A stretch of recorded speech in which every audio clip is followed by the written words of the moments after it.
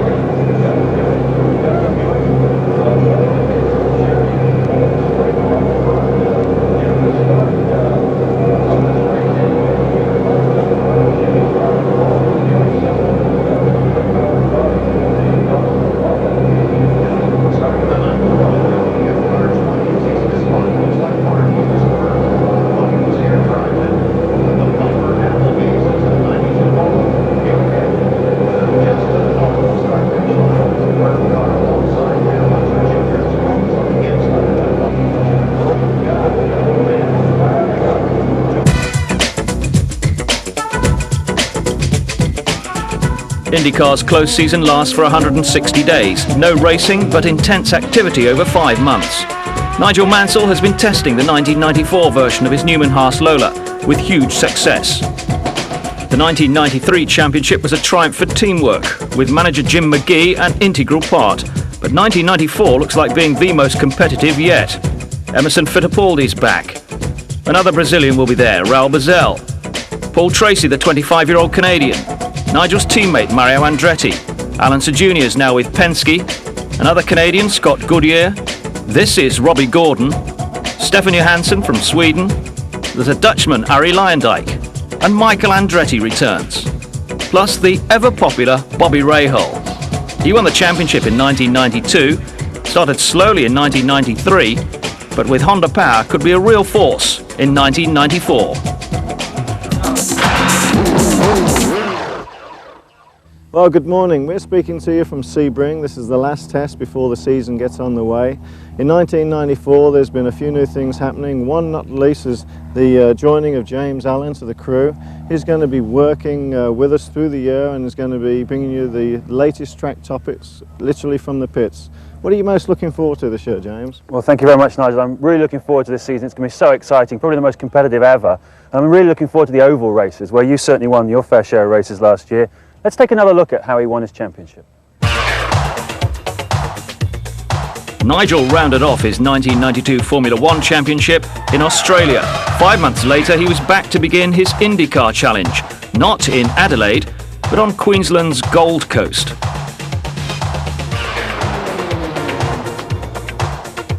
The huge media interest in the race was unprecedented, and there was only one reason for that, of course. Mr. Mansell himself.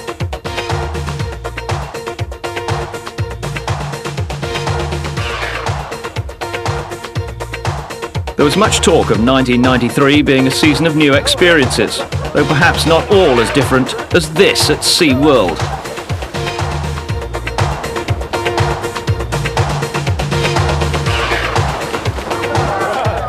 Winning pole position at Surfers ensured the first point and the first dollars of the new season. But the first rolling start and first suddenly became third.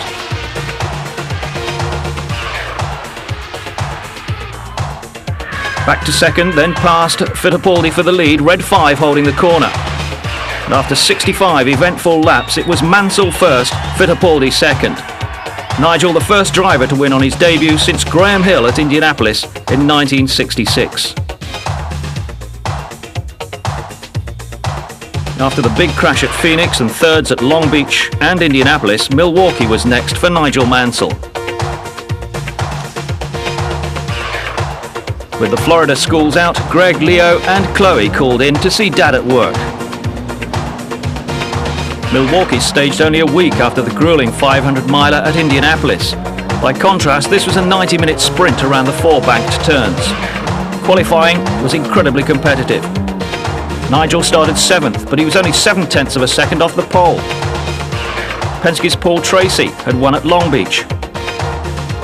Nigel, leading the championship, was after his first win on an oval, having been leading at Indianapolis, only to be overtaken on a restart after a late yellow.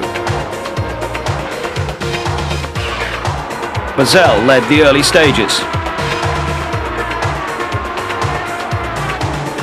Back in the pack, Newman Haas teammates Mario Andretti and Nigel Mansell ran together in 6th and 7th.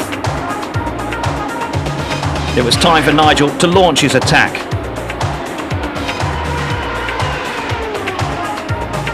He started to work his way through the field. Up front, Mansell lost the lead to Goodyear, then Goodyear dropped back and Tracy took over. It all built up to a brilliant climax.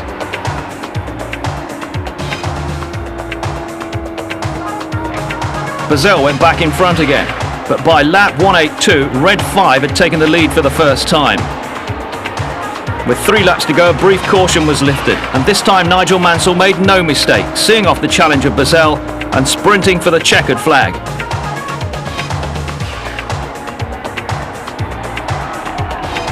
Huge delight in the cockpit and the pit lane as Nigel claimed his first victory on an oval circuit. Good job, Jim. Great job. Hell of a job. Good. Didn't get me that time on the restart.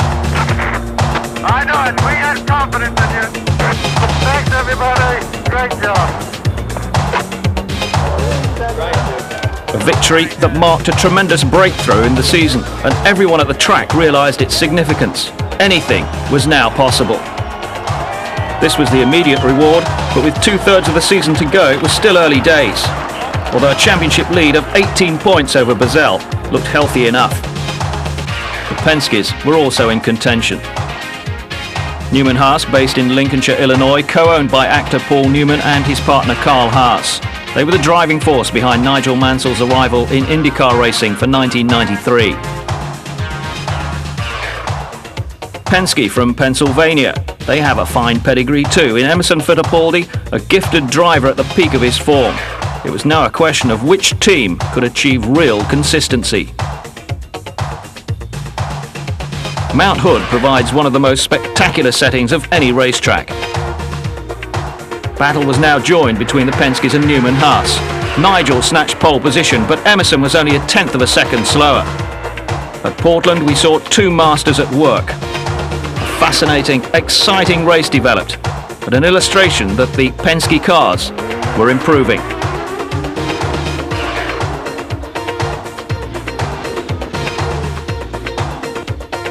Nigel Mansell lost second place and then regained it and was challenged again.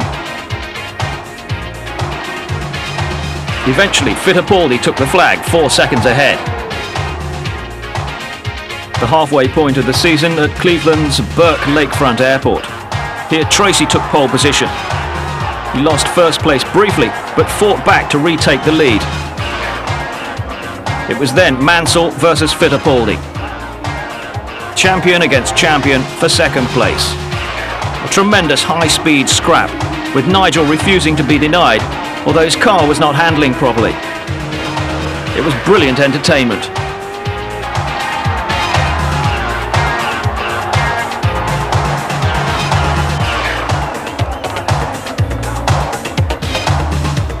In one spell of 6 laps, they swapped position 5 times. Like a heavyweight title fight, said one report. It was a great exhibition of top-class motor racing, Indycar at its best.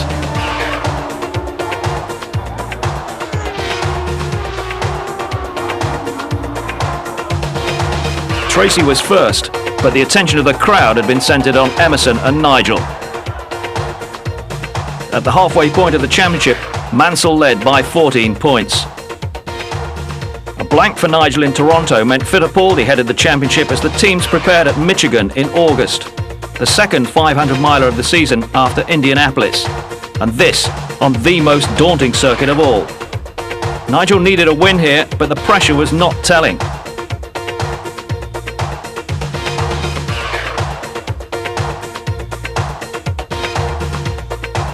Talking tactics with race engineer Peter Gibbons. Before the problems came, Nigel picked up a bug and felt unwell for the whole of the weekend. The latest development had produced extra power for the Cosworth engine, essential for Michigan, but still requiring a concentrated effort from team and driver. Tough going for Nigel. I don't feel too good. Hey, we got about 85 laps to go. You don't reset the meter if you want. He was feeling sick and had a splitting headache. Aspirin was added to his water bottle to help ease the pain. Mario Andretti's stop was quicker, so the two Newman Haas cars were on the same lap. Steeling himself to see the job through, Nigel held on to the lead, but it was never easy.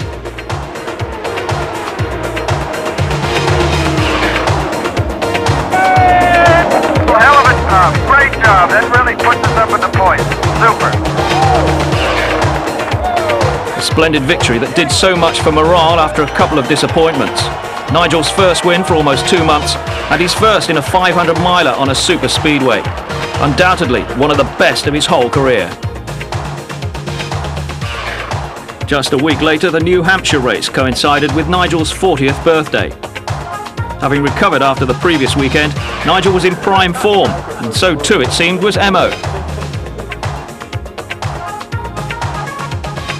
A dream weekend in New England for Nigel, a birthday and a win too, as he swept past Mario and took on the Penske's.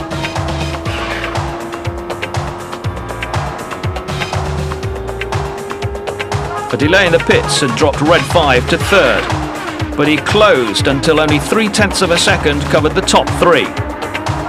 Overtook Fittipaldi. Tracy was still ahead.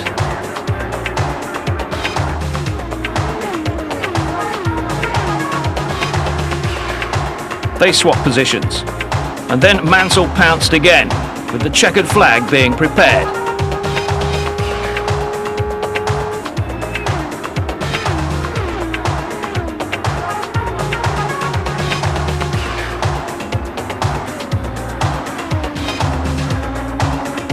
This is it. Mansell takes the lead with 4 laps to go. What a move.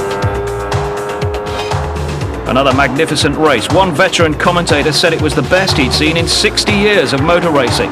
Nigel's second successive win on an oval. What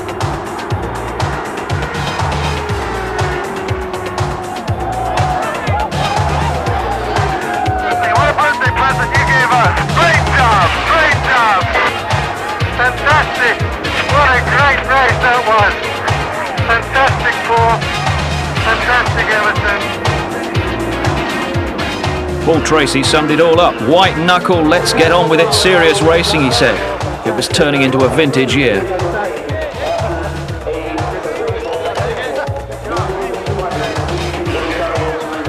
And the family was there too for a share in the victory lane delight.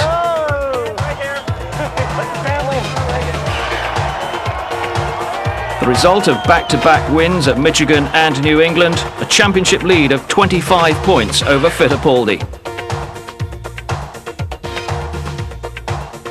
The championship decider on Andretti home territory at Nazareth. Before the race, Nigel announced that he'd be staying at Newman Haas for 2 more seasons. With qualifying cancelled because of heavy rain, the grid lined up in championship order. Nigel Mansell and Emerson Fittipaldi on the front row.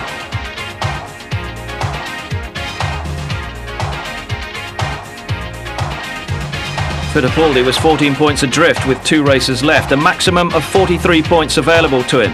He needed a win here, or it was curtains. A year ago, Roseanne Mansell had seen her husband achieve his life's ambition, the Formula One world title. Now he was on the verge of holding both the Formula One and the Indy titles simultaneously. Nobody had done that before.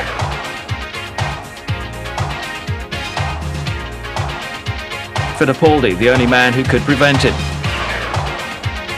And so it was down to 200 laps of the 1 mile oval on a September Sunday to decide the title.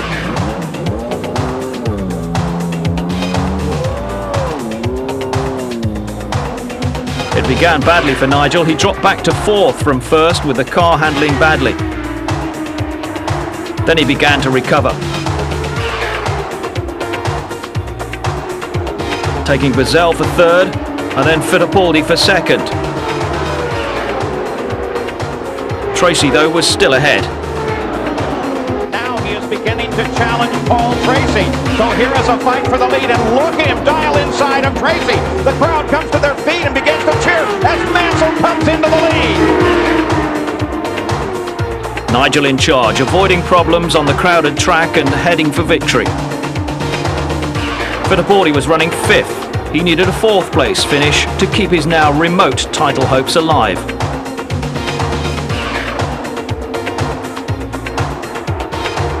Mission accomplished, half a lap ahead of the rest of the field. Realization dawns on Paul Newman. Razan thrilled and delighted, and this just the start of the celebrations.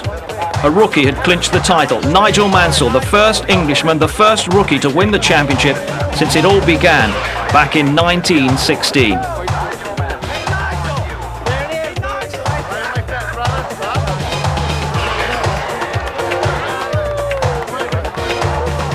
Nigel Mansell, the Indycar champion. Well, that was last season, but for 1994, Nigel, the Newman Haas team, Lola and Ford Cosworth all knew they needed to come up with something special if they were going to retain the title. Nigel also knew he needed to get really fit. He's taken up karate, and he's now looking over his new car with his personal karate instructor. Rick is a 5th Dan in karate, my sensei, and he beats me up good at times. But I mean, it's the first time you've been in an Indycar. What's it feel like? Confining. But what I'm going to do now while Rick is having some photographs taken, and it's the safest place to have him, by the way, locked up under key, I'll take you around the car, so follow me around the car. What we have this year in 1994 is a complete new Lola. It's a new design, totally, suspension, aerodynamics, and the whole thing, if you look at it at the front, aerodynamically it's far superior. And as you can see at the back end here, I'm not going to be specific today. I mean, maybe later on in the year when we've got a few races under our belt, I'll be more specific in areas of the car. The reason for that is that there's some real sensitive areas to this car where we don't want the competitors to catch up with us. Because as you know, if you stand still for 1 week, you go backwards in motor racing. But this area here is very significant. It's much lower. We have a transverse gearbox underneath here. Last year's car, we had the gearbox sticking out the back 21 inches, and it weighed 150 pounds in weight. Now that weight has been cut off and it's been moved forward, so you know the whole C of G of the car is a little bit different. Very, very good part. Also with that comes an aerodynamic advantage.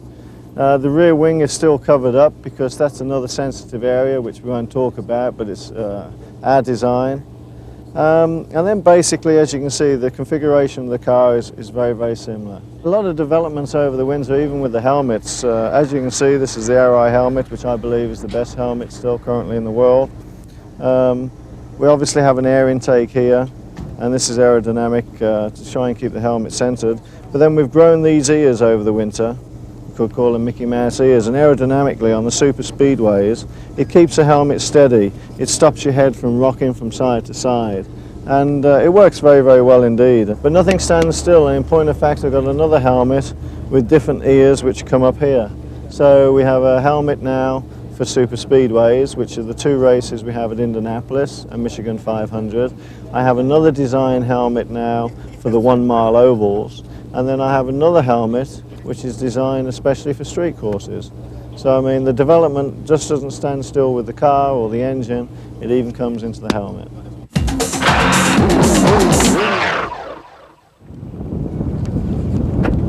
Still waiting for that sunrise? On cool, bleak mornings like this at Sebring in Florida, the heady days of last season seem more than a few months away. The crew arrives for work at the open, drafty airport circuit. So far, almost 2,000 miles of testing have been completed.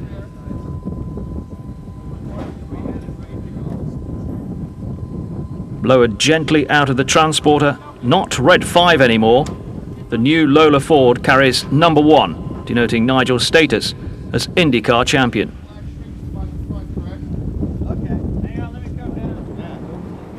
The wings remain covered from prying eyes and lenses.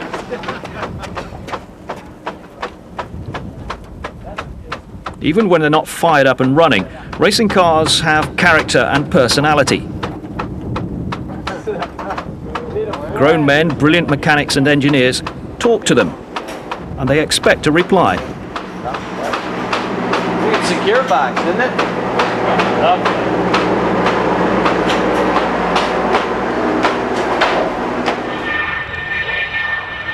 Nigel's arrival from Clearwater on the west coast of Florida, a short hop to Sebring in the middle of the state.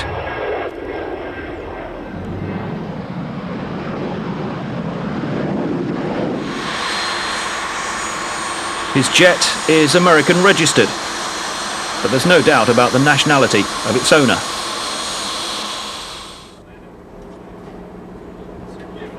So preparations for the test run begin. Last-minute adjustments performed swiftly and accurately. With the first race, Surfers Paradise, only a matter of days away, final testing takes on special importance. The crew's the same as last year, with Chief Mechanic Tom Wirtz overseeing operations. Easing into the cockpit, of necessity a trim fit. There's no space to be wasted, and the bodywork is tailored to mould around the driver. Sebring has been used as a race and test circuit for over 40 years. Some illustrious names have been seen here, Fangio, Moss and Hawthorne amongst them. Add another to the list.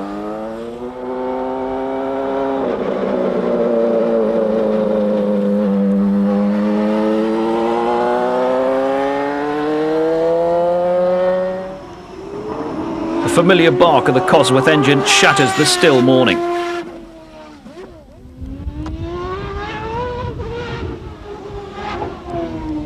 The team chose Sebring for practice because it's a mixture of fast straights that still tests the car in tight turns.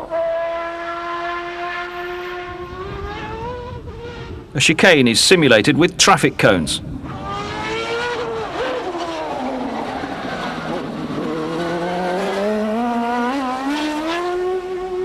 One of the criticisms of the car last year was its lack of grip compared with the Penske's.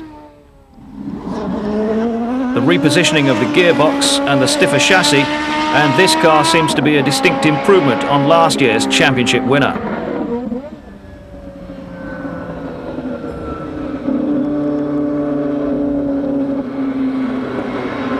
At the end of the morning session, Nigel has assessed the handling characteristics.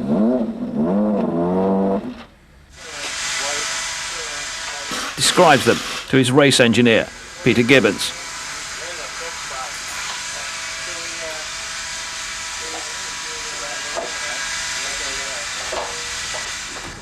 Then it's time to meet some friends who've dropped in. Made it.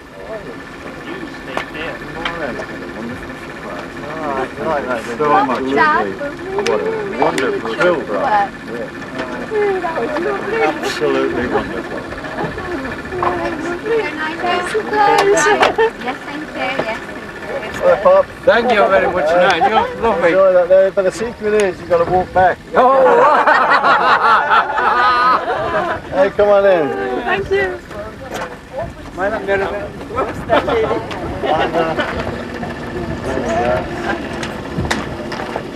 Mine a step over here.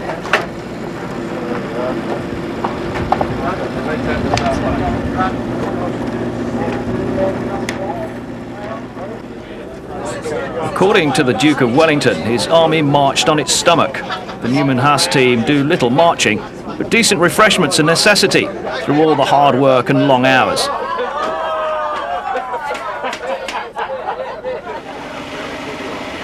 And then, after lunch, back to work. Another afternoon, hurtling around Sebring. The more testing miles in the bank, the fewer problems experienced during the season. That's motor racing's equivalent of Gary Player's golfing adage, the more I practice, the luckier I get. The team's worked hard during the winter. Testing by definition can never be as exciting as racing. But winners are born and then made by practice and determination. And here's a team of winners. And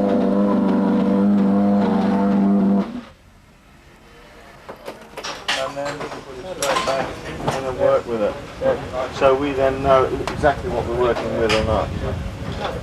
Nigel, you've set some lap records just about everywhere you've been. Take us through what's been achieved this winter in track testing. Well, it's been quite phenomenal, really. I mean, we started off at Firebird West, which is in Phoenix, and we went approximately about 7-8 tenths quicker there. But the thing was, we got a feel of the new car, and it was very, very promising. Immediately then, we went on to the Phoenix Oval, which is perhaps not one of my favourite places for obvious reasons. And then we set a new track record there, and actually was the first person to do a sub 20-second lap, which is over 180 miles an hour average on a mile oval, which has never been done in America before. And then from there we went back to California, to Monterey, to Laguna Seca, where we actually struggled last year in the race. And we lowered that track record by a second a lap. And then we finished the winter testing now here at Sebring in Florida, and I'm very pleased to say that with the same aerodynamic setup we had last year, we've gone almost 3 seconds a lap quicker, which is pretty phenomenal. You're looking very fit and very healthy. What else have you been doing over the winter? You've been doing a lot of training? I've been working real hard this winter because obviously the injury I sustained last year. And I'm as fit, if not fitter, than when I started the 1992 season in Formula One. And people who knew me over in Formula One will know what that means. I was very fit, very hungry, and a lot lighter. And I'm absolutely thrilled. I've been working out sometimes upwards of 5.5 hours a day. And when you say 5.5 hours, sometimes that only means 3, but I'm telling you it's 5.5 and sometimes 6 or 7. And I'm very, very pleased at the progress we've made. You're going to be able to defend your championship in the manner in which you won it, which is what you've always wanted. Absolutely. How hungry does that make you this year? Well, I mean, I had a decision process to make really in October, November of last year as how to set out the parameters for 1994. We didn't know what the new car was going to be like, whether it would be significantly better or a lot better. But the only thing I could control myself totally was my own personal fitness. And then you've got to get your motivation, because to dedicate 5 and sometimes 6 hours a day to fitness and training is you have to manage your life and your family. And I've made that commitment because I'd really like to defend this championship, and you know, I'm told by a lot of people it hasn't been done in many, many years, so it'd be nice to try and achieve that. Last year on the road courses and the street courses you struggled a little bit compared to the ovals. Yeah. What was the problem then, and what's been done to put that right? Well, I mean, there's a number of things really. Aerodynamically, last year's car was inferior. I think it was even inferior to the 92 car because some of the regulation changes. And I think the step forward that Lola have made now this winter with the new car is pretty phenomenal. I won't sort of quote percentages, but I mean, they have made a major contribution to you know, the exciting testing that we've actually had this year. As you said, you went the first sub 20-second lap at PIR, Phoenix International Raceway. That was quick. Last year when you had your accident, you were going into that corner, turn 1, at 180 miles an hour. This year you went in and you sub 20-second lap at 190 miles an hour. How is that possible? I know, it's actually 195 miles an hour. The engine's a little bit better, but the drag of the car is far less. The efficiency of this new car is far better, and so we've actually picked up over 10 miles an hour down the straight. You know, partly engine, but a lot with the car. Last year at the end of the championship in San Francisco, you collected your award, Big Cup, rapturous applause there. And then over the winter you've collected a lot more awards. You've been on the David Letterman show, you're going on it again before Surfers Paradise. You seem to have been accepted by the American establishment. How much does that mean to you? Well, I think it means everything, really. I mean, to be voted in my first year here driver of the year, totally, and to have the amount of votes that we actually got, and we won the ESPY Awards again, obviously going on the David Letterman show and various other things that have happened are very, very important. I mean, more important than I understand because I'm not American. But certainly for the American sponsors is very, very significant indeed. And you know, the thing that's more important to me is the fans over here, and you know, they've accepted me and they've supported, and you know, we have a lot of exciting times, and that's very satisfying. You've won 2 championships now. You know in your mind what it'll take to win this championship again. Can you put that into words for us? Yeah, I mean, harder than ever. I mean, the thing is, there's more people, which we say, gunning for you. There's more people which have got more motivation to try and beat you. When you put 1 championship together, it's 1 championship. When you put 2, obviously it's the second one. And you know, it's amazing how people can raise their game. And I'd say in IndyCar racing from last year to this year, James, the standards have already gone far higher. People are paying very special attention to the way I do a slow down lap, for instance, and then I put a real hot lap in. And to my amazement, Jim McGee, the engineer, and Michael Andretti, for instance, coming back at Laguna Seca, they are actually copying some of the things I'm doing on the circuit now to try and get that 1 ultimate lap out of the tyres. Because obviously in Formula One we're used to qualifying tyres, or we did a lot of work with qualifying tyres, although they're banned now. And over here, even for a standard race tyre, what we call a control tyre, there's still only 1 ultimate lap. You can sort of get a real good time, and then the grip goes off just a little bit. And at the moment, I feel very comfortable trying to get that hot lap, but everyone else has copied what I'm doing now, and they're getting the hot laps too. So it's going to be a lot tougher. And you know, defending a championship is not like winning a championship. There's sort of a little bit more pressure there. There's bigger expectation. But the thing is, as I always said in my career, pressure is what you make it yourself. And I think some of the training I've done and new relationships I've just started this winter will help me a lot. Well, it's your 2nd year in IndyCars. You feel obviously more comfortable with everything. You know everybody around. What thing are you most looking forward to in 1994? Not getting lost. You know, arriving at airports in different states and knowing roughly where the hotel is and where the track is. And you know, there's a lot of anxious moments last year, taking the wrong turns off the motorways, which might sound, you know, minuscule to you, but it's just comfort zones.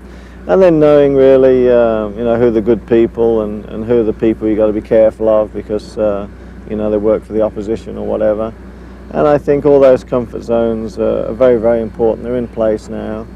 The whole year working together with the team, the boys and the mechanics, everybody knows everybody now, and just doing your job is far easier, so I'm thrilled about that. Open pit. Engine going on us. We better shut her off, but we'll be ready to start it. Let's go, let's go, let's go, let's go, drop it. Fire it up, fire it up, fire it up, fire it.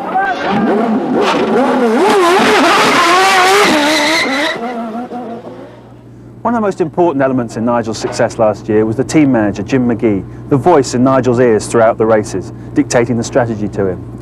Jim, you've had a whole winter now to think back on what happened last year. How would you evaluate last year's success?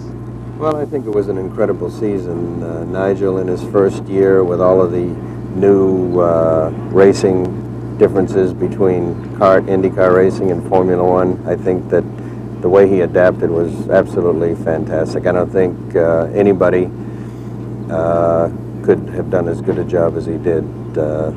He was very focused, even though during the season he had his injuries and his ups and downs, but over the whole season he did a fantastic job. What sort of relationship do you have with him? Well, we've gotten to know each other quite well, and Nigel really fits with the crew. You know, he's a real motivator as far as the way he operates with the team, and you know, the guys on the crew really love him, and you know, he's a real leader, you know, at Newman Haas, and we really enjoy him. You've been setting some record times during the winter testing.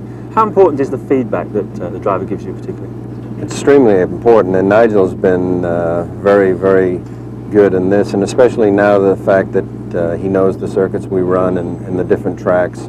You know, his ability to set the car up and give us the feedback and the data that we need has been really great. And the new Lola is a tremendous car, and we're really anxiously looking forward to the start of the season. What do you expect from Nigel and from your team this year? Well, I think, you know, if we can give him the reliability and we give him the consistency and the pit stops that he needs and the strategy to win the races, I think that we could be pretty dominant this year, hopefully. although there is a lot of competition, you know, with Michael returning and the new Renault cars and the Hondas coming into the series this year, it is going to be very competitive. But I think, you know, we're very pleased with our preseason testing, and I think we'll know a lot more after Australia. Time now to cast an eye over Nigel's tough range of opponents as he defends his title in 1994.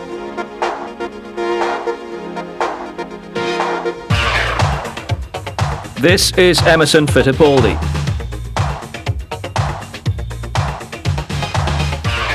Brazilian-born, he now lives in Florida. He's 47 years old, a former IndyCar and twice Formula One world champion.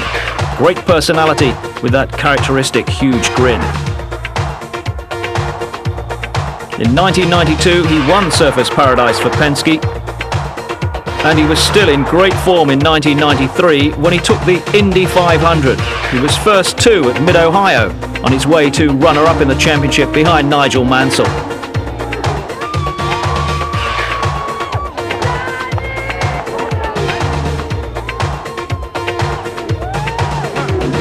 Emerson Fittipaldi, popular, likeable, a great character.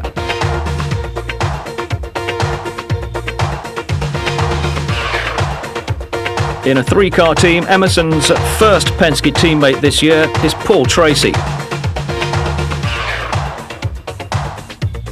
He's only 25 years old, from Toronto in Canada. He won 5 races in 1993, including Long Beach.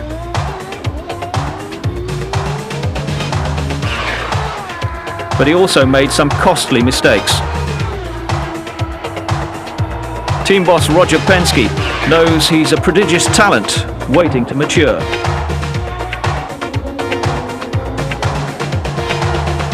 Tracy's best moment of the year? Winning on his home ground at Toronto last July. Paul Tracy, undoubtedly the best of the young brigade.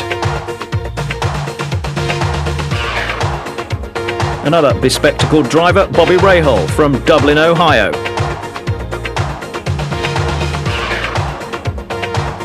He's 41 now. A disappointing start to the 1993 season, but he recovered well. He won at Nazareth in 1992 when he took the IndyCar title for the 3rd time.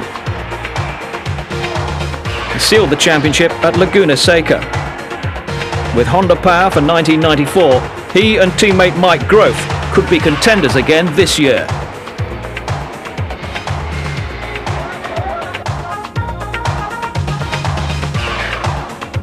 Another Brazilian, Raul Boesel. He's yet to win an IndyCar race, but he's shown consistent ability.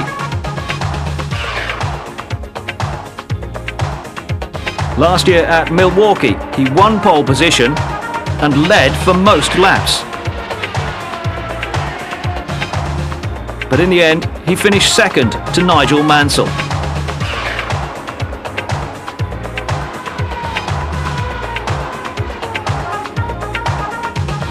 Boesel stays with the improving Dick Simon Racing team for 1994.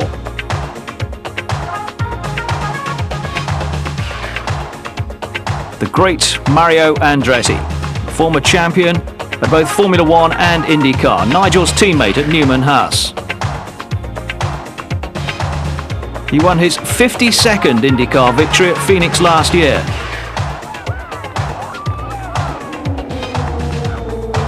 But he says he intends to retire at the end of the season. IndyCar racing without Mario Andretti? It's difficult to imagine. Alan Alonso Jr., another man from a motor racing dynasty. He won the championship in 1990. But he took only one race last season. That was at Vancouver. He's changed colours for 1994. He's now in the 3-car Penske lineup and says the Dream Team intends to claim first, second and third at every race along with his new teammates Fittipaldi and Tracy.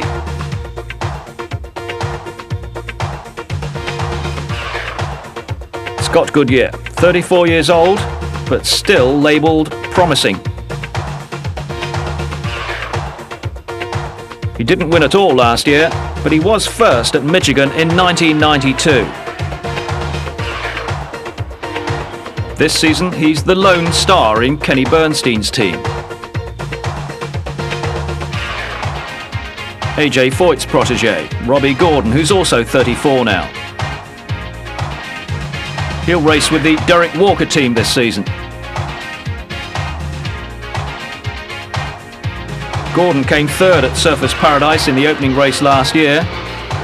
He's self-confident and brave despite various crashes.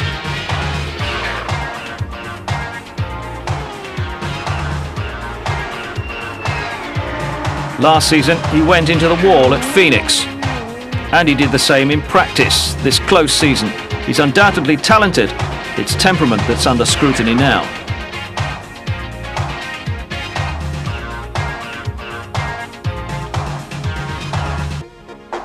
The only Swede in the field, Stefan Johansson. Formula One experience with McLaren and Ferrari. No wins yet, but he did come third at Vancouver in 1993.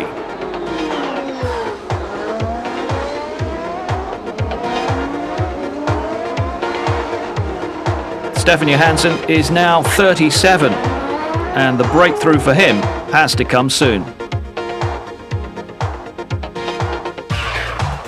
From Ganassi to the Incandela Indy Regency team running Lola Ilmore's Dutchman Arie Luyendyk. A former Indy 500 winner, he also won at Nazareth in 1991.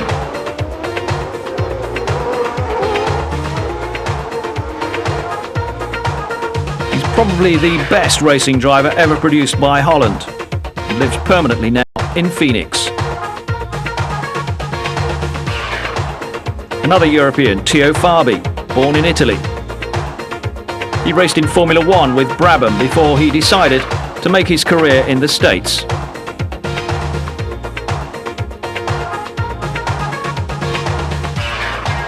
Rookie Jaques Villeneuve, famous name, son of the great Gilles, revered by all Ferrari fans. Indycars seem to attract famous racing families with Andrettis and Unsers. Mark Smith had a good first season despite a string of mechanical problems. 26 years old, he's got time on his side.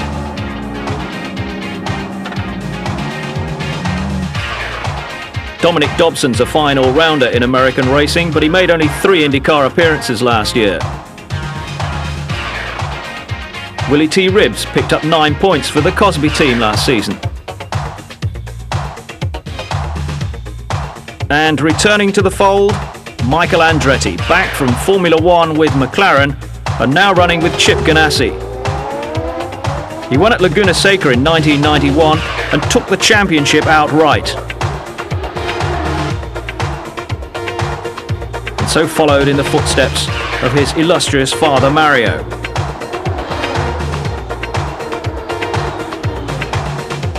The following year, he won at Laguna Seca again, but he was pipped in the championship this time by Bobby Rahals.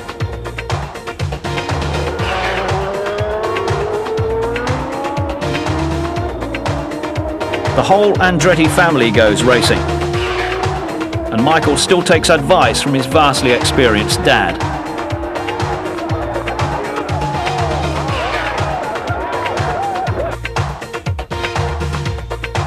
So that's how they shape up for 1994. They're all ready for Surfers Paradise.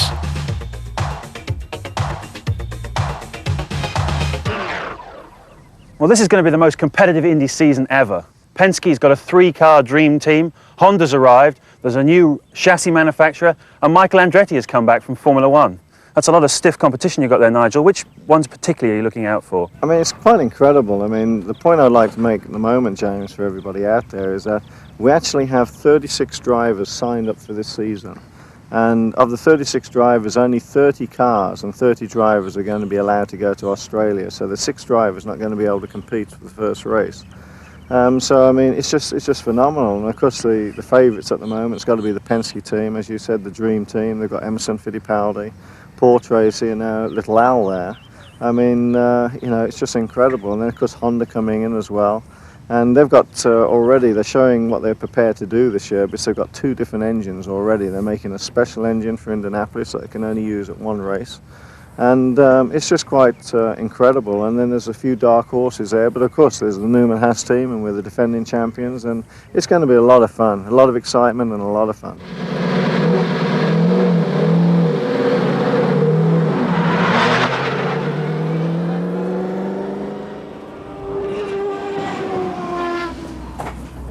In the late 1980s and the early 1990s, the name Honda was synonymous with success in Grand Prix racing. They won 6 consecutive Constructors' Championships before pulling out at the end of 1992.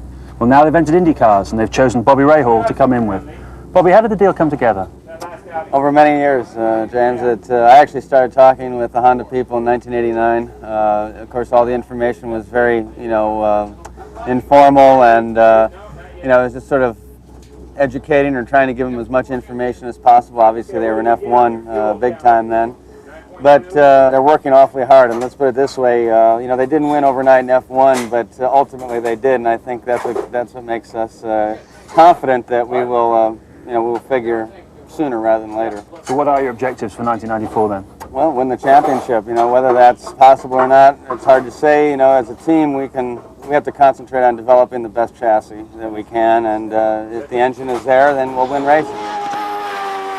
Well, Nigel's in his 2nd year this year. He knows the tracks, he knows the American way. He's got a very good-looking package. He's going to be tough to beat as well, isn't he? He'll be tough to beat. You look at Penske. This year, there's 6 to 8 more cars per race, good cars, and I think it's going to be the toughest year ever in IndyCar racing. It should be extremely competitive. We expect it to be so. So we're working hard, just like Nigel and everybody else. All I can say is that Honda didn't come into bike racing to lose. They dominated that for a good number of years. They dominated Formula One for getting on for 6 years. And I don't think they've come to IndyCar racing to make the numbers up. I think they've come here to win. And we've got to keep a very close eye on them, because for sure, if not this year, probably next year, they'll have a strong engine. And there's a newcomer attracting great attention. He's driving for Forsyth Green. One of the most exciting new names in IndyCars this year is Jaques Villeneuve, the 22-year-old son of the legendary Gilles Villeneuve, the Ferrari Formula One driver. Jaques, you looking forward to your first season in IndyCars? Yeah, I'm really looking forward to it. We've been testing a lot and we've had some good times. So I'm really looking forward for the first race. You're using the new Reynard car, of course, this year. Yeah. How is it?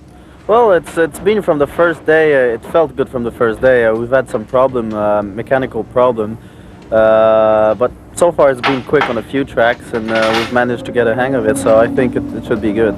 Why did you decide to go into IndyCar racing rather than Formula One, where of course your father made his name? Well, when I was in Japan, I had an offer to race in the Atlantic for a race in Quebec, and that race paid off, because then I had a full deal with the Players Limited for the whole Atlantic season, and that brought me into IndyCar with them. So, it just depends where you got a good opportunity at a good level, and I think I had a great opportunity with the top team and top sponsor and so on, so I took it. You've done a few tests and a few races, in fact, on ovals in the Toyota Atlantic Championship. But it's a different ball game in an IndyCar. That's obviously going to be a major challenge for you, isn't it? Yeah, well, with the Atlantic cars, we're mostly flat around the whole track, and with the IndyCar, you get to the corner with much more speed, and you have to slow down a bit. So there's a big difference. Getting up to 3.9 Gs or 4 Gs is quite an impression in the first time. Is it tough being called Villeneuve? Yes and no. Yes, because there's a lot of pressure. Now it's much better. There used to be a lot of pressure, mostly at the beginning. But surely helped in a way to get some sponsor at the beginning. So, I wouldn't change it. Well, of course, Nigel raced against Jaques Villeneuve's father, Gilles. He was an incredible racing driver, wasn't he? Oh, I mean, absolutely, and a great friend and an incredible loss to motor racing. And to be here with his son, racing in the same formula is, a bit of a tingle goes down your back. But I wish him all the success in the world, and if there's any help I can give him, I'd be thrilled to. But it is a strange feeling.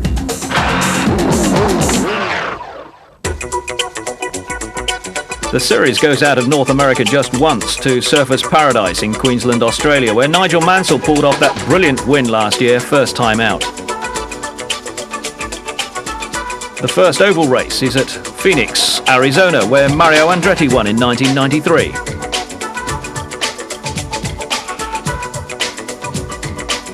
Then it's to California and the race around the streets of Long Beach, usually a close, exciting event.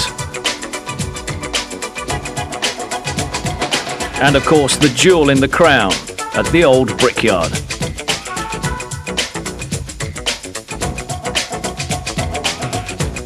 The following week, they're off to Wisconsin for a 200-miler, another track with good memories for Nigel Mansell.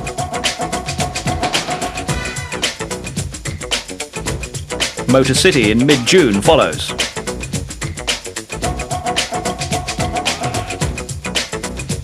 Then it's across to the west coast, to Portland, Oregon.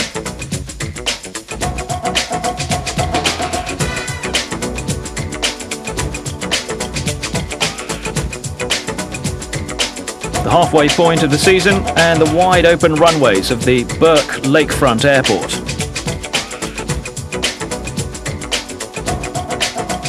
The first visit of the year to Canada, Paul Tracy's hometown.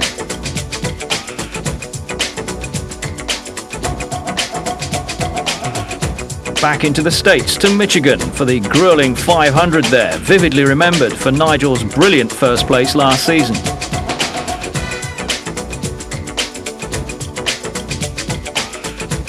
Then they're back for a second visit to the state of Ohio.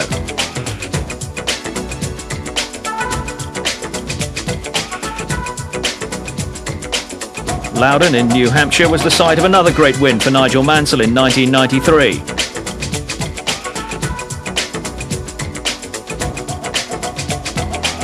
Early September, it must be Canada and Vancouver.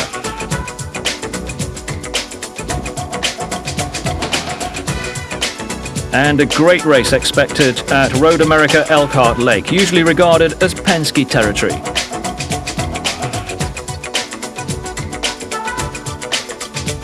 The final oval venue and a last appearance there of Mario Andretti on his home track.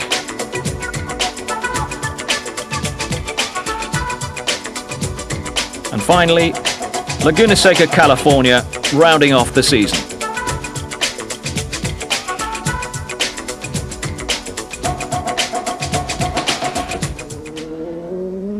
The testing season complete with another unofficial lap record. The team set off now for the long haul to Surfers Paradise. Nigel Mansell pulled off a remarkable first-time victory there last year. Can he repeat?